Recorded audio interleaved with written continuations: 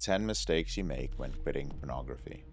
Now, quitting pornography can be a rough road, and triggers are at every turn waiting to sabotage you. Relapse threaten your self esteem and your belief in yourself. And sometimes the struggle is just so long and hard that the easiest thing to do is just quit and try to live your life as a chronic porn user. And I know the struggle. So today I compiled 10 of the major mistakes we make while trying to quit pornography. And gentlemen, I believe that knowledge of these mistakes is a requirement if you're going to seriously quit pornography. So the first is that thinking that staying away from pornography is going to fix your addiction. It won't. More often than not, your porn use goes way beyond pornography. It could involve low self esteem as a teenager or even a traumatic event when you were a child. Now, if the root cause, usually the faulty core belief that fuels your porn use, is not handled, pornography will inevitably creep back into your life. Now, some men have progressed far beyond their porn addiction into sex addiction and even acting out some of their fantasies with willing and unwilling participants. So don't screw around with your reboot, guys. You're going to have to change the person that pornography made you. The second mistake that a lot of men make is tackling their reboots with less enthusiasm than you spend watching pornography. So, listen, rebooting is not a walk in the park. And too many guys feel that if they were just to make a 90-day commitment to not masturbating and watching pornography, that will save them. But bluntly speaking, it probably won't. If pornography consumed your life, if you couldn't wait to get back home to launch those browsers, if you ran back to pornography every time you experienced the slightest stress in your life, and if all you think about, if the first thing you think about on a weekend night when you're not going out is how much fun you're going to have watching pornography, then, brother, you must be just as enthusiastic about quitting pornography for it to work. Anything less than the obsessiveness that you gave to pornography is honestly not going to work. And the reboot process requires commitment and self discipline. So you might be wondering, well, how long do I have to be committed to the process? Well, as long as it takes. The third is underestimating the challenge of rebooting. Now, I struggled with my pornography addiction for about 11 years, and I experienced a few months where I decisively harnessed every ounce of willpower and discipline. I applied every lesson that I had learned over the years, and I ended my behavior once and for all. Now, you can learn more about the details of those first few months of my reboot inside our program. Even though I never relapsed during those months, make no mistake, it took me 2 more years to completely rewire my brain and change the person that I had become thanks to pornography. So, till today, I still take no chances. I maintain a very strong routine to ensure that I will never relapse. I meditate.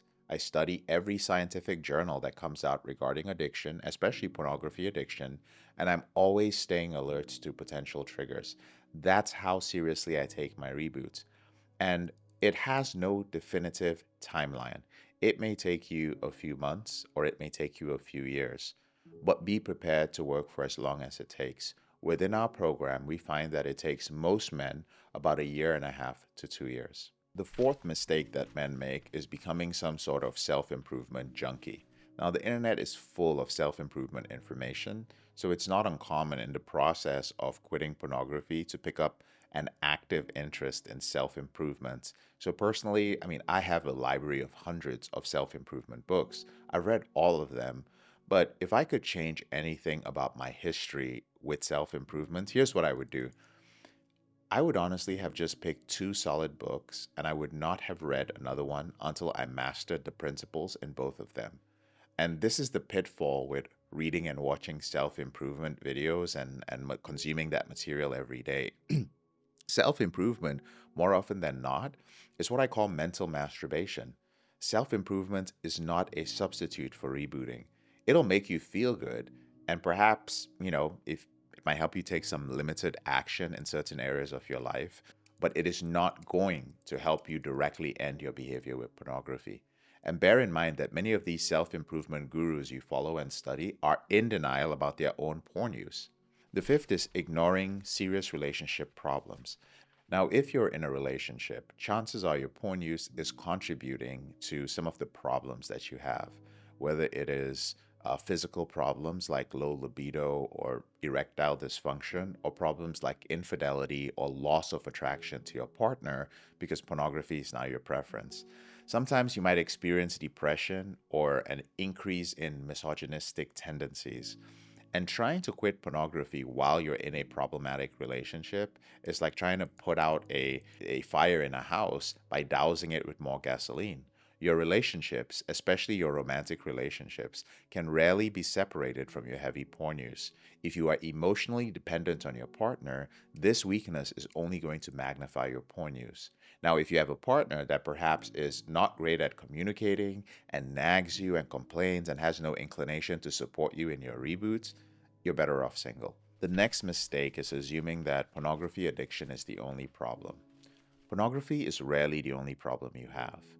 You're hosting a party, and porn never comes to that party alone. It always brings friends. We now understand that pornography changes the brain, and you can never assume that your only problem with pornography is that you watch too much of it or that you masturbate too much.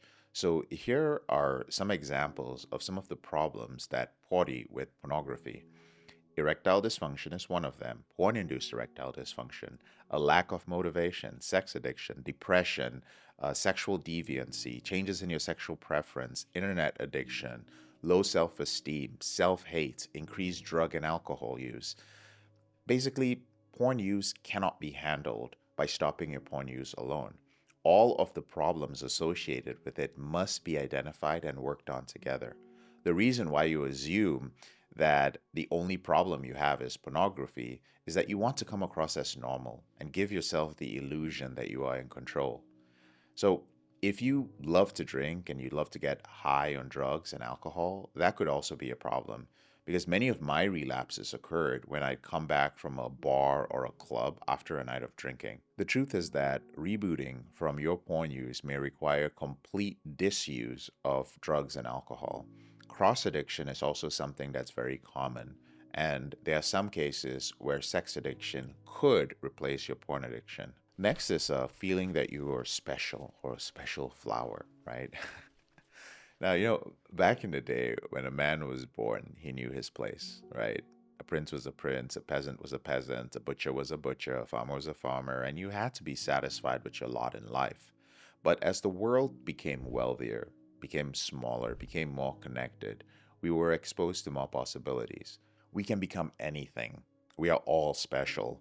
We live in a world where we are bombarded with information about how special everyone is, that everyone can make money online, everyone can fire their boss and become an entrepreneur, everyone is working remotely, everyone has the ability to become extremely self-disciplined and get a six-pack and be fit and beautiful. There's also a lot of information for men out there on how to become a high value male and date amazing women and find your masculinity. There are all these trends, and all this readily available information has led to readily accessible inadequacy and insecurity. The raw and unfiltered truth is that we are not special, all right? We watch porn and masturbate sitting at our masturbation stations at 1 a.m. You approach a woman as a man and you get shut down and blown out. We get angry at ourselves and we generate self hate. And some of us as men, we just want a girlfriend. We just want happiness, a steady job that pays enough to cover our expenses and to save a respectable amount. That's all right? Provided you remember that to achieve these things, you still have to strive to be the best you can be. And the best you can be is not special, okay? Next is dishonesty. And one of the characteristics of a chronic or compulsive porn user is dishonesty. We lie about our porn use. We lie about the sort of pornography we watch. We lie about even watching pornography. If there's one thing that I'm good at, it's basically calling out guys who lie about their porn use. I receive emails, I get messages from men who tell me that they've given up their porn use for like multiple months and they've done everything. They just don't understand why they're still experiencing massive urges to masturbate. And then I dig a little bit and I find out that they're still using, Instagram, right? They're still saving images and messaging these female Instagram bikini models. They're reading hentai online. They're reading erotic. They're lying. Listen, lying to others about your porn use is one thing, but lying to yourself is going to keep you frustrated in your reboot efforts for a very long time. The next mistake is trying to be perfect. Some of us want to be the very best at what we do. We want to pass all our classes. We want to arrange our workspaces just right. We want to scale our business. We want to pick up the girl with the perfect sequence. We want to be smooth like Bond. We want all our stock picks to be the winning picks. But being Mr. Perfect will make this journey way longer than it needs to be. You are going to feel like you have failed. You will relapse. It may not take you 90 days. It may not take you a year. You might find out in the process that you have other compulsions. You may quit pornography and struggle with erectile dysfunction for many months after that, right? But you have to make the commitments to push through to the very end. You have to fail your way to success. Next is trying to fix everything, right? So you have relationship problems. Maybe you're cross addicted to sex. You suffer from porn induced erectile dysfunction and you're depressed. Jumping into that mess and trying to fix everything at once is going to leave you overwhelmed and stressed, which is just going to make the journey way tougher than it needs to be. The simple solution is to attack one problem at a time. You have to find out which problem is the most urgent. And how do you figure it out? You figure it out by conducting a very detailed analysis each time you relapse. We call it the relapse autopsy. And you can gain access to that by joining one of our free groups or by using our Rebooter app. So, those are the 10 mistakes that men make when trying to reboot. I'm JK, your brother in this struggle. If you found this video helpful, give us a like and subscribe and share the video with somebody that you feel might benefit from it.